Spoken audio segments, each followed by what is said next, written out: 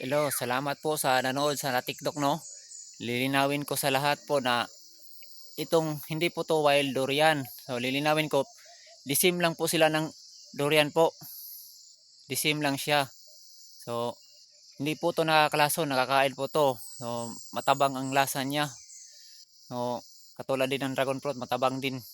So maganda din to kainin. So ang wild durian po, wala po tong puno yung wild durian po, no.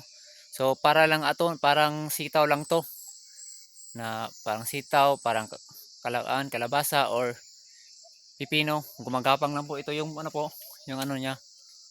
Ito pakita ko sa iyo na ito. Ito, gumagapang lang yan, no. Wala tong puno. So, tinatawag ko tong wild durian kasi disim kasi ng durian na walang puno to, no. So, ito po, hinog na. Yung malaking tinik. So, tinatry kong kumain kasi sabi nila nakaklason daw. So, pagkita ko sa inyo paano kumain. Kung ito na po, nagpitas tayo ng wild durian.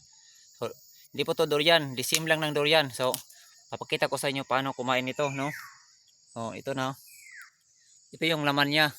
So, kakainin natin na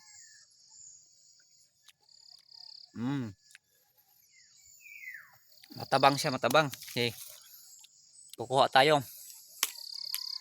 No, ito pa. Yan naman niya, oh.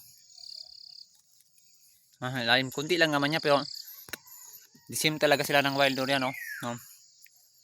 Ah. Salamat sa pagtanaw. Thank you sa pag-watching, ha. Sa mga TikToker, daghang salamat. Thank you.